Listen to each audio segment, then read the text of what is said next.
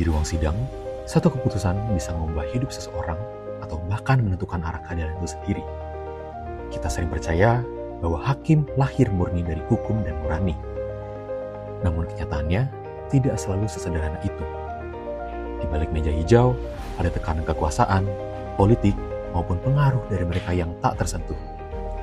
Sekarang pertanyaannya, bukan lagi sekedar apakah hukum ditegakkan, tetapi apakah hakim benar-benar bebas saat menjatuhkan putusan.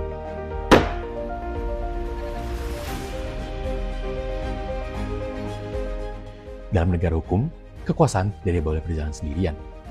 Ia harus dibatasi, diawasi, dan dipertanggungjawabkan. Oleh karena itu, peran hakim menjadi sangat penting. Hakim bukannya sosok yang duduk di ruang sidang. Ia adalah penjaga pintu terakhir ketika hukum diuji oleh kekuasaan, kepentingan, dan tekanan. Oleh karena itu, apabila hakim tidak bebas, hukum bisa kehilangan fungsi utamanya, yaitu melindungi keadilan. Independensi kehakiman berarti hakim harus mampu berdiri sendiri. Bukan berdiri melawan hukum, tetapi berdiri melawan tekanan yang mencoba memainkan hukum. Tekanan itu bisa datang dari mana saja. Dari kekuasaan politik, opini publik, relasi pribadi, bahkan dari lingkungan lembaga peradilan itu sendiri. Namun akhirnya, hakim hanya boleh tunduk pada 3 hal: hukum, fakta, dan nurani yang jernih. Namun, independensi hakim bukan berarti hakim memutus sesuka hati. Justru karena putusan hakim bisa mengubah nasib seseorang, kebebasan itu harus disertai dengan tanggung jawab. Hakim tetap terikat pada hukum acara, etika, hak para pihak, dan kewajiban untuk bersikap imparsial. Maka, hakim yang independen bukan hakim yang tidak bisa disentuh. Hakim yang independen adalah hakim yang kuat, tetapi tetap dapat dipertanggungjawabkan.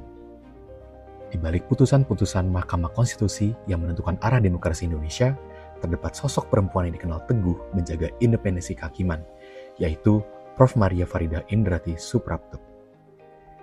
Di Universitas Indonesia, Prof. Maria Farida menempuh pendidikan hukum dari jenjang sarjana hingga doktor, sebelum akhirnya menjadi guru besar di bidang hukum administrasi negara.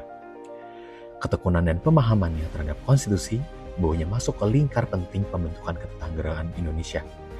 Ketika ia dipercaya menjadi bagian dari tim perumus dan tim penyelaras Komisi Konstitusi MPR RI pada tahun 2003 hingga 2004. Pada tahun 2008, Prof. Maria Farida mencatat sejarah sebagai hakim konstitusi perempuan pertama di Indonesia. Selama 2 periode, beliau dikenal teguh menjaga integritas dan independensi dalam menegakkan konstitusi. Awalnya, Prof. Maria Farida bahkan tidak terpikir untuk mendaftarkan diri. Namun, rekan-rekan beliau terus mendorong untuk ikut seleksi, termasuk karena MK saat itu belum memiliki representasi hakim perempuan. Bagi Prof. Maria Farida, jabatan itu bukan sekedar simbol representasi gender, melainkan sebagai sebentuk pengabdian. Independensi kehakiman seringkali dipahami sebagai ruang bebas yang menjaga hakim dari intervensi luar. Namun, ada bentuk kemandirian lain yang jauh lebih mendasar. Kemandirian intelektual dan nurani yang terlihat jelas melalui dissenting opinion atau pendapat berbeda. Disinilah seorang hakim menunjukkan bahwa rujukan utamanya bukanlah kesempatan mayoritas, melainkan konstitusi itu sendiri. Selama menjadi hakim konstitusi, Prof. Maria Farida telah mengeluarkan setidaknya 20 alasan dan pendapat berbeda. Salah satu bukti nyata dari independensinya muncul saat pengujian Undang-Undang Pornografi. Beliau menjadi satu-satunya hakim yang menyatakan pendapat berbeda tunggal. Beliau mengkritik bahwa undang-undang tersebut memiliki rumusan yang kurang jelas dan berisiko merugikan hak-hak perempuan serta anak-anak. Independensi kehakiman dengan dissenting opinion memiliki hubungan yang saling mendukung. Independensi kehakiman menjadi prasyarat agar dissenting opinion dapat disampaikan tanpa tekanan. Sebaliknya, keberanian untuk menuliskan pendapat berbeda merupakan bukti konkret bahwa independensi tersebut benar-benar dijalankan dalam praktik. Pada akhirnya, dissenting opinion memastikan bahwa independensi tidak tertutup oleh dominasi suara terbanyak. Dia menjamin bahwa dalam sebuah negara hukum, kualitas putusan diuji melalui kekuatan argumentasi yang setia pada perlindungan hak konstitusional warga negara. Seperti yang ditunjukkan Maria Farida melalui pengabdiannya.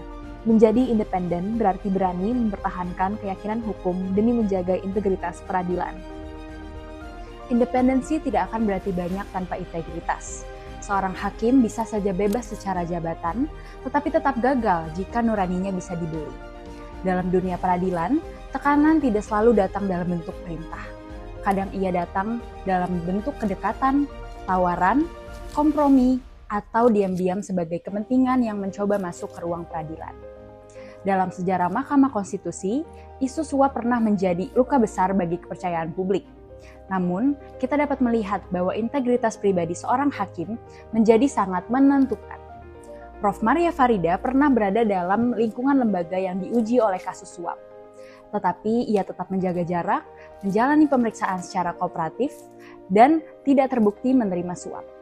Sikap seperti ini menunjukkan bahwa independensi hakim bukan hanya soal berani berbeda pendapat, tetapi juga berani bersih ketika lingkungan sekitar sedang dipertanyakan.